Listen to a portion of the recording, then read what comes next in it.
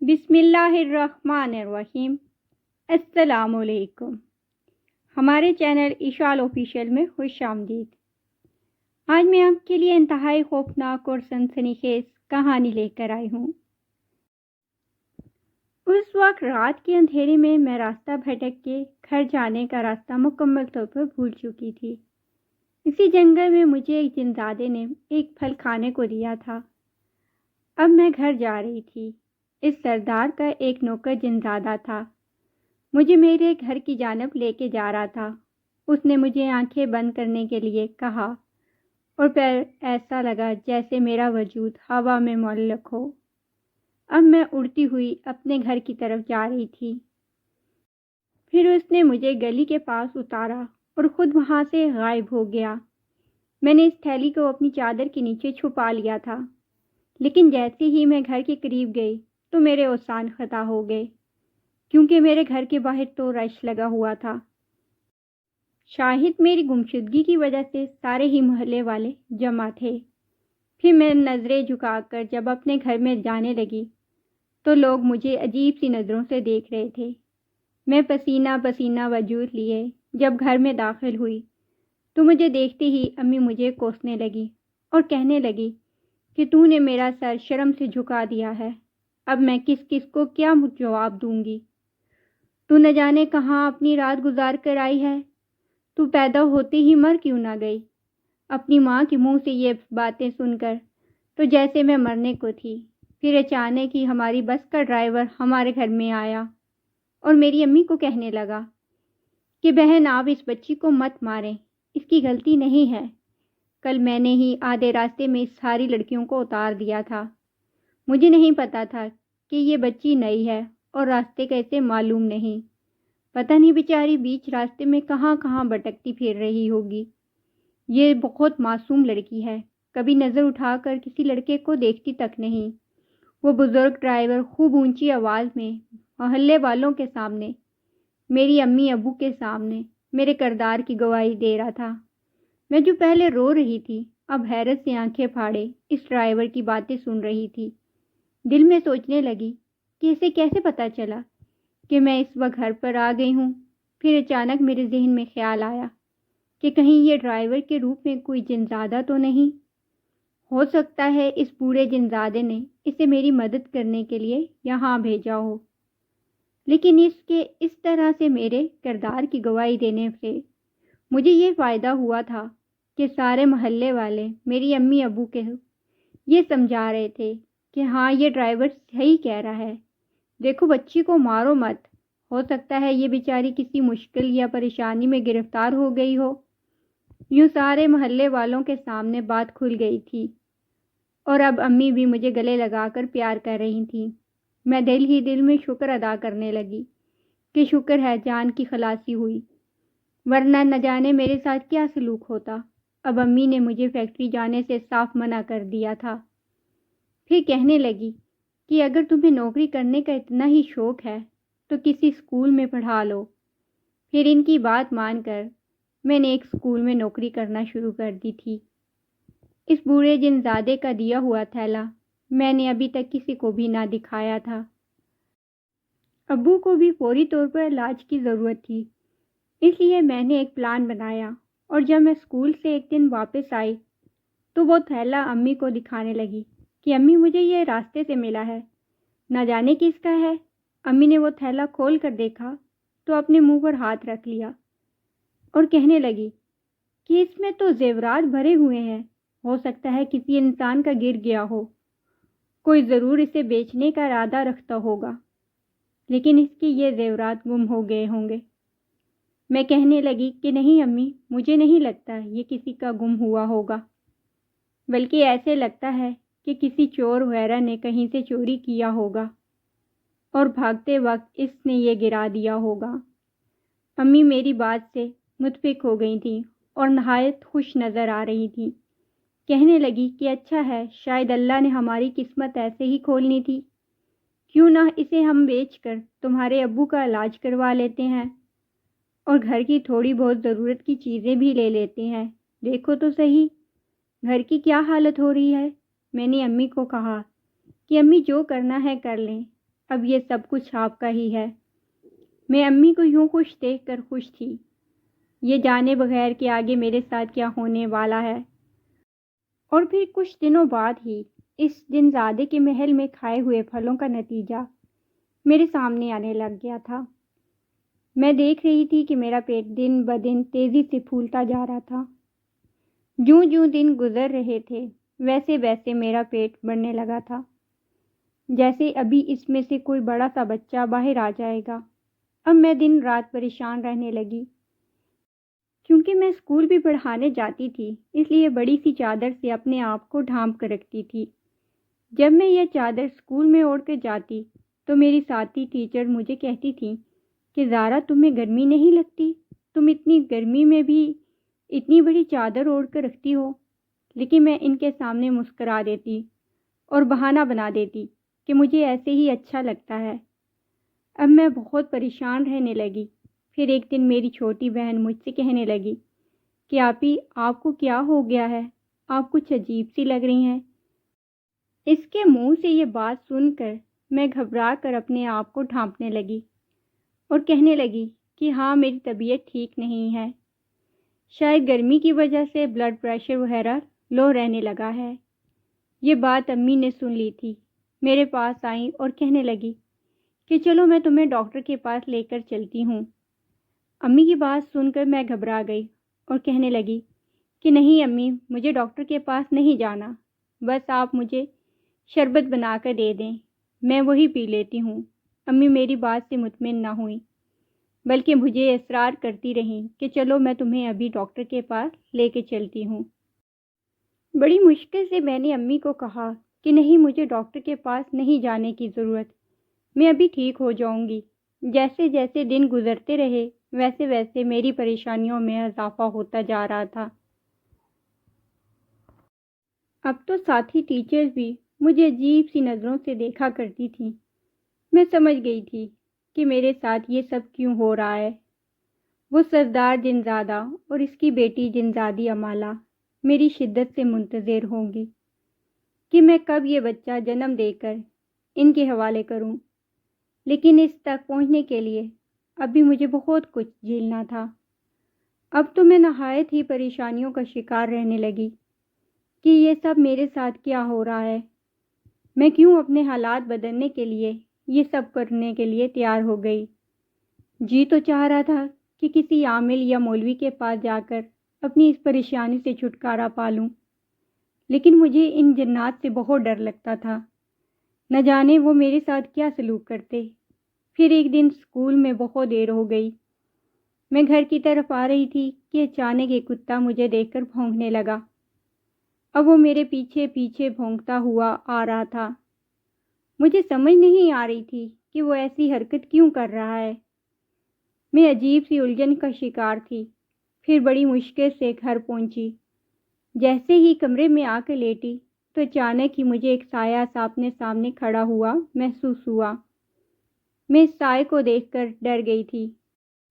پھر میرے کانوں میں آواز آئی کہ شہزادی آپ ڈرے مت، مجھے سردار جنزادے نے آپ کی حفاظت کے لیے آپ کے ساتھ رکھا ہوا ہے۔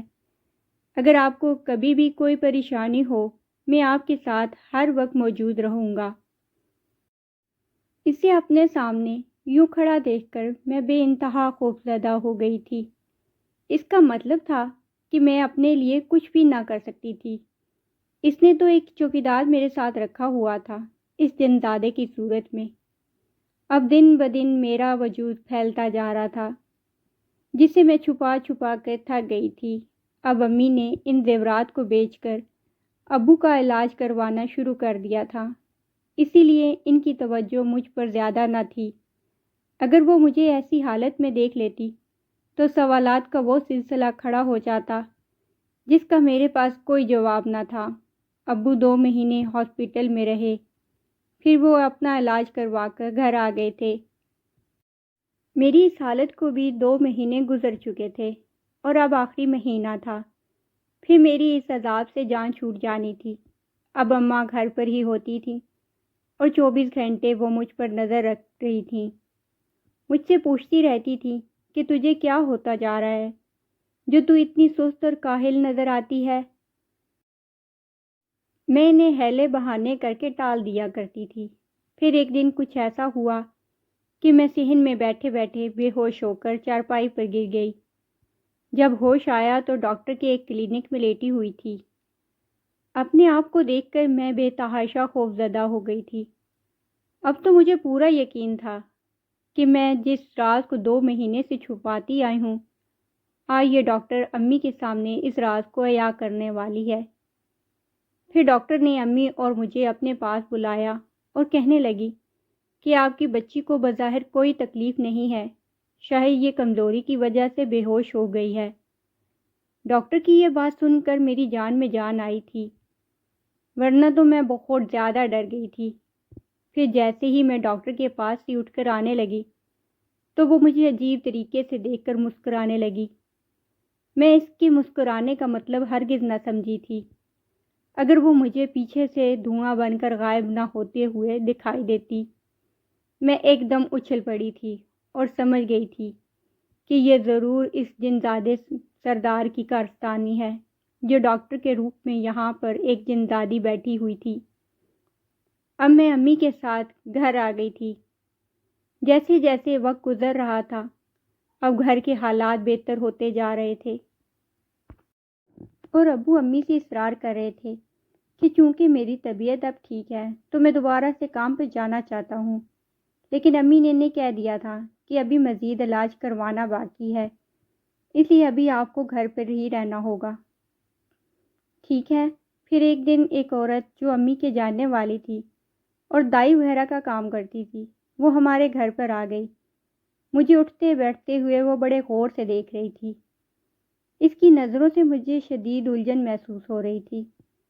پھر وہ امی سے کہنے لگی کہ جمیلہ، تیری بیٹی کی ادائیں مجھے کچھ ٹھیک محسوس نہیں ہوتی، ایسے لگتا ہے یہ کوئی چاند چڑھانے والی ہے۔ امی اس کی بات سن کر حیران ہوئی، پھر کہنے لگی کہ تو ایسا کیوں بول رہی ہے؟ تو کہنے لگی، تو نے اس کا پیٹ نہیں دیکھا، دن بدن کس قدر پھولتا جا رہا ہے؟ کیا تو نے اسے ڈاکٹر سے دکھایا ہے؟ اس کی شک بھری نظریں میرے وجود پر تھیں اور میں اپنے آپ میں سمٹی کمرے میں بھاگ گئی تھی۔ پھر وہ خود ہی اٹھ کر میرے پیچھے آئی اور امی سے کہنے لگی کہ آج میں تیری بیٹی کو چیک کرتی ہوں، مجھے اس کے اوپر شک ہے کہ یہ ضرور کوئی کارنامہ کر کے آئی ہے۔ پھر حیرت سے چیخنے لگی کہ اسے فوراً ہی کسی کنویں میں دھکا دے دو، کیونکہ یہ تمہاری بدنامی کا باعث بننے جا رہی ہے۔ اس کے پیٹ میں تو کسی کا بچہ پل رہا ہے۔ میں روتے روتے امی کو کہنے لگی کہ نہیں امی، یہ جھوٹ کہہ رہی ہے، ایسا کچھ بھی نہیں ہے۔ لیکن اس دائی نے میرے وجود پر سے وہ چادر کھینچ کر امی کو پکا ثبوت دے دیا تھا۔ امی اب مجھے خوب پیٹ رہی تھی اور کہنے لگی کہ جا دفع ہو جا میرے گھر سے، اس سے پہلے کہ تیرا باپ یہ ساری حقیقت جان جائے اور مجھے طلاق دے دے، تو پہلے ہی یہاں سے نکل جا۔ میں امی کو رو رو کر کہہ رہی تھی کہ ایسی کوئی بات نہیں ہے، یہ دائی آپ سے غلط بیانی کر رہی ہے، لیکن امی میری کسی بات پہ یقین کرنے کو تیار ہی نہ تھی۔ انہوں نے مجھے گھر سے نکال دیا تھا۔ اب میں روتی ہوئی گھر سے نکل کر باہر گلی میں جا رہی تھی۔ گلی میں آنے جانے والے لوگ مجھے عجیب سی نظروں سے دیکھ رہے تھے کہ یہ لڑکی اس طرح سے کیوں روتی ہوئی جا رہی ہے۔ چادر کو میں نے اپنے ارد گرد اچھی طرح سے لپیٹ رکھا تھا۔ امی شاید یہ سمجھ رہی تھی کہ جس رات میں گھر سے غائب تھی، اسی رات کو میں نے کوئی کارنامہ کیا تھا۔ اب وہ بوڑھے جنات اور اس کی بیٹی جنزادی امالہ کی وجہ سے میری زندگی اس عذاب میں پھنس گئی تھی۔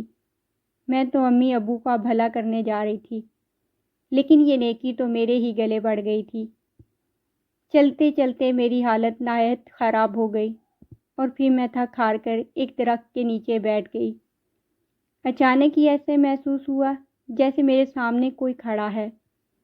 میں نے نظر اٹھا کے دیکھا تو وہی جنزادہ چوکیدار میرے سامنے کھڑا تھا۔ پھر وہ مجھ سے کہنے لگا کہ ہمارے سردار نے مجھے خاص طور پر حکم دیا تھا کہ میں آپ کا بھرپور خیال رکھوں۔ اگر آپ کہیں تو میں اس دائی کو بھی جا کر سبق سکھاتا ہوں۔ انہوں نے جو آپ کو اس قدر پریشان کیا ہے، میں نے اس سے صاف منع کر دیا اور کہنے لگی کہ تم کس کس کو سبق سکھاؤ گے؟ اب تو پوری دنیا کو ہی میرا راز پتہ چل گیا ہے۔ میں کافی دیر تک اس درخت کے نیچے بیٹھ کر روتی رہی۔ پھر وہ جن زادہ مجھے کہنے لگا کہ آپ ہمارے محل میں جائیں، جب تک آپ کی یہ حالت ہے وہاں پر آپ آرام سے رہ سکتی ہیں۔ اس کی بات ماننے کے سوا میرے پاس کوئی چارہ بھی نہ تھا۔ پھر میں نے اپنی آنکھیں بند کر لیں۔ اب میں ہوا کے دوش پر اڑتی ہوئی اس جن زادے کے ساتھ واپس اس محل میں جا رہی تھی۔ جب میں وہاں جا کر بیٹھی تو وہ بوڑھا جن زادہ میرے پاس آ گیا اور کہنے لگا کہ تم تو اپنے گھر والوں کے ساتھ اتنی بڑی نیکی کرنے جا رہی تھی، پھر انہوں نے تمہارے ساتھ ایسا سلوک کیوں کیا؟ پھر میں غصے سے اس بوڑھے جن زادے کو کہنے لگی کہ یہ سب تمہاری وجہ سے ہوا ہے، نہ ہی تم مجھے اس عذاب میں پھنساتے اور نہ ہی میرے ساتھ یہ سب ہوتا۔ تو وہ کہنے لگا کہ اس کے بدلے میں نے تمہیں بہت سے قیمتی زیورات بھی دیے تھے جو تم نے اپنی ماں کے حوالے کر دیے ہیں، لیکن پھر بھی دیکھو اس نے تمہارے ساتھ ذرا اچھا سلوک نہیں کیا۔ میں بھی پوری طرح بد دل ہو چکی تھی، اس لیے خاموشی سے بیٹھی رہی۔ اب جتنے دن تک میں اس مصیبت میں گرفتار تھی مجھے وہاں پر ہی رہنا تھا۔ محل میں ایک سے ایک کھانے کی چیزیں اور رسیلے پھل فروٹ میرے سامنے پیش کیے جاتے اور میری یوں خدمت کی جاتی جیسے میں وہاں ملکہ عالیہ ہوں۔ اب میں یہاں رہ کر تنگ آ گئی تھی، جلد سے جلد اپنی دنیا میں جانا چاہتی تھی، لیکن مجھے اتنا پتہ تھا کہ اب امی ابو نے مجھے ہرگز قبول نہیں کرنا۔ پھر ایک دن جب میں سو رہی تھی تو مجھے ایسا محسوس ہوا جیسے میرے دائیں بائیں بہت سے لوگ کھڑے ہوں۔ میں غنودگی میں تھی۔ جیسے ہی میری آنکھ کھلی تو میں اچھل پڑی۔ وہ سب بے تحاشا خوش نظر آ رہے تھے۔ میں نے دیکھا کہ جن دادی امالہ کی گود میں ایک ننھا سا بچہ تھا جو پیدائشی بچے کی طرح ہوتا ہے۔ اسے پا کر وہ نہایت خوش نظر آ رہی تھی۔ پھر وہ میرے پاس آئی اور کہنے لگی کہ مبارک ہو، آج میرا سپنا تم نے پورا کر دیا ہے۔ یہ دیکھو پورے 3 مہینے بعد میرا جن زادہ بچہ میرے پاس آ گیا ہے۔ میں سب کو حیرت سے دیکھ رہی تھی کیونکہ یہ بچہ کیسے پیدا ہو گیا جو مجھے کوئی تکلیف ہی نہ ہوئی۔ جب میں نے یہ بات اس جن زادی سے پوچھی تو وہ کہنے لگی کہ میں نے تمہیں کوئی تکلیف نہ ہونے دی کیونکہ تم میری وجہ سے پہلے ہی بہت سی مصیبتیں اٹھا چکی تھی، اس لیے میں نے اپنے عمل کی طاقت سے وہ تمام درد جو تمہارے اندر پیدا ہونے والے تھے ان کو دور کر دیا۔ ان جنات کی باتیں وہی سمجھ سکتے تھے۔ میرے تو سر میں شدید درد ہو رہا تھا۔ اب میں یہاں پر زیادہ دیر نہ رہنا چاہتی تھی، اسی لیے سردار کی منتیں کرنے لگی کہ اب میں نے آپ کا کام کر دیا ہے، اس لیے میں واپس اپنی دنیا میں جانا چاہتی ہوں۔ بوڑھا جن زادہ مجھے کہنے لگا کہ میں تمہیں اپنی دنیا میں بھیج دوں گا، لیکن تم نے مجھے اتنی بڑی خوشی دی ہے، اس لیے میں تمہیں انعام کے ساتھ ساتھ تھوڑی سی اپنی طاقت بھی دینا چاہتا ہوں تاکہ تم ہر چیز کا مقابلہ بخوبی کر سکو۔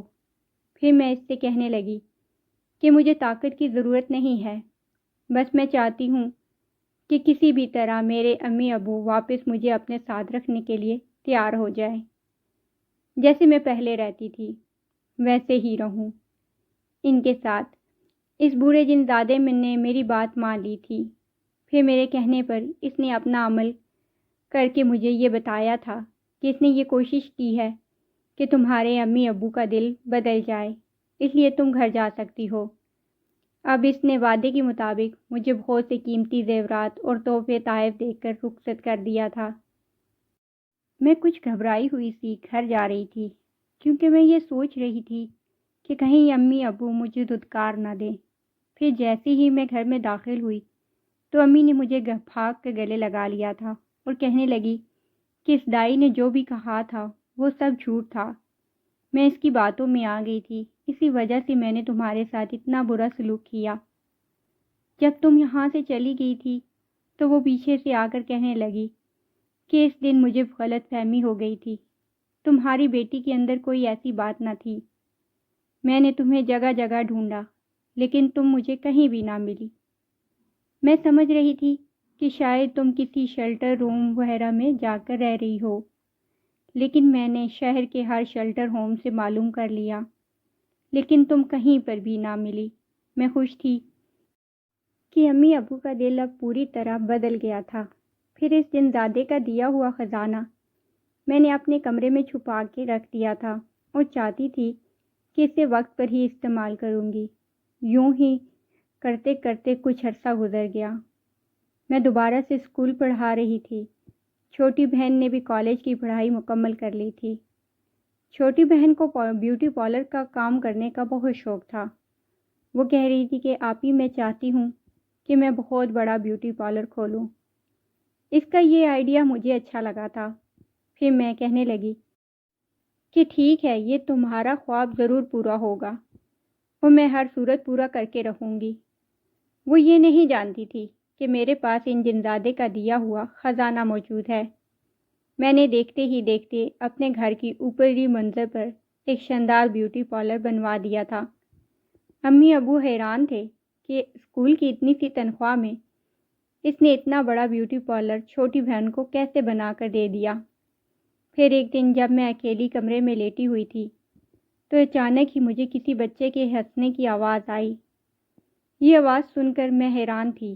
ادھر ادھر دیکھا تو مجھے کوئی نظر نہ آیا، لیکن اچانک ہی کمرے کے پردے کے پیچھے ایسے محسوس ہوا جیسے وہاں کوئی کھڑا ہے۔ میں جیسے ہی چارپائی سے اٹھ کر پردے کے پاس گئی تو پردہ ایسے ہلا جیسے کسی نے اسے پیچھے سے ہلایا ہو۔ میں نے جلدی سے پردے کو ہٹا کر دیکھا۔ میرے منہ سے چیخ نکلتے نکلتے رہ گئی، کیونکہ وہاں ایک چھوٹا سا بچہ کھڑا تھا جو مجھے ہنستے ہوئے دیکھ رہا تھا۔ میں سمجھی شاید یہ کسی محلے پڑوس کا بچہ ہے جو یہاں کمرے میں آ گیا ہے، لیکن اس کی بات سن کر میں حیران تھی۔ وہ مجھے کہہ رہا تھا کہ امی آپ کیسی ہیں؟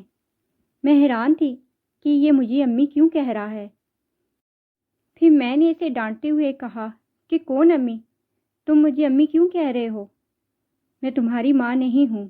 میری بات سن کر وہ زور زور سے کھلکھلایا اور کہنے لگا کہ نہیں، میں جانتا ہوں، تم ہی میری ماں ہو، تم نے ہی مجھے پیدا کیا ہے۔ اس کی بات سن کر میرے رونگٹے کھڑے ہو گئے۔ پھر میرے دیکھتے ہی دیکھتے وہ دھواں بن کر میرے سامنے سے غائب ہو گیا۔ اب میں شدید خوفزدہ تھی اور دل ہی دل میں اس بوڑھے جنزادے کو یاد کرنے لگی۔ پھر اچانک ہی وہ میرے سامنے آیا تو میں اس سے شکایت کرنے لگی کہ تم نے اس بچے کو میرے پاس کیوں بھیجا؟ تو وہ کہنے لگا میں نے اسے لاکھ روکنے کی کوشش کی، لیکن جیسے جیسے یہ بڑا ہوتا جا رہا ہے ویسے یہ جان گیا ہے کہ تم نے ہی اسے پیدا کیا ہے۔ پھر میں اس کے سامنے رونے لگی اور اس سے کہا کہ اگر یہ ایسے ہی میرے سامنے آتا رہا تو میں اپنی زندگی کیسے جی سکوں گی، کیونکہ بار بار مجھے یہ بات یاد آتی رہے گی کہ اس رات اس محل میں جا کر میں کیا کارنامہ کر کے آئی تھی۔ پھر اس بوڑھے جنزادے نے مجھ سے وعدہ لیا کہ اب وہ دوبارہ یہ تمہارے سامنے نہیں آئے گا، تم اپنی دنیاوی زندگی کو اچھی طرح سے جی سکتی ہو۔ اس کی بات سن کر میں مطمئن تو ہو گئی تھی، لیکن دل اب بھی ڈرا ہوا تھا۔ کچھ ہی دنوں بعد گھر میں روپے پیسے کی ریل پھیل ہو گئی تھی۔ حالانکہ اس بوڑھے جنزادے اور اس کی بیٹی کا دیا ہوا کافی خزانہ میرے پاس موجود تھا، لیکن پھر بھی میں اسے سنبھال سنبھال کر خرچ کر رہی تھی۔ پھر اچانک ہی کچھ لوگ میرا رشتہ لے کر امی ابو کے پاس آئے۔ میں نے دیکھ کر حیران تھی، کیونکہ ان کے ساتھ میری ایک اسکول ٹیچر بھی تھی جو یقیناً اپنے بھائی کا رشتہ میرے لیے لے کر آئی تھی۔ وہ لوگ زیادہ امیر نہ تھے، لیکن شریف بہت تھے۔ ویسے بھی دولت کا مجھے کیا کرنا تھا، کیونکہ میرے پاس پہلے سے ہی بہت سی دولت موجود تھی۔ پھر امی ابو نے لڑکے کی شرافت دیکھ کر میرا رشتہ اس کے ساتھ پکا کر دیا۔ اب مجھے جلدی ہی اس کے گھر رخصت ہو کے جانا تھا۔ میں خوش تھی کہ ابو کا دل بھی میری طرف سے بدل گیا تھا۔ وہ بھی دیکھ رہے تھے کہ کس طرح میں نے بنا کسی لالچ کے گھر کے ایک ایک فرد کی ہر خواہش پوری کی تھی۔ میں نے اپنے لیے نہ کوئی سپنا دیکھا تھا اور نہ ہی کبھی کسی چیز کی فرمائش کی تھی، لیکن میں خوش تھی کہ بنا بولے ہی مجھے سب کچھ مل گیا تھا۔ ناظرین، اگر آپ کو آج کی یہ کہانی اچھی لگی ہو تو ویڈیو کو لائک ضرور کریں۔ اگر آپ کو ایسی دہشت ناک، دل کو جکڑ دینے والی کہانیاں پسند ہیں تو ایسی ایک کہانی روزانہ سننے کے لیے ہمارے چینل اشال آفیشیل کو سبسکرائب کریں۔ اجازت چاہتی ہوں۔ اللہ حافظ۔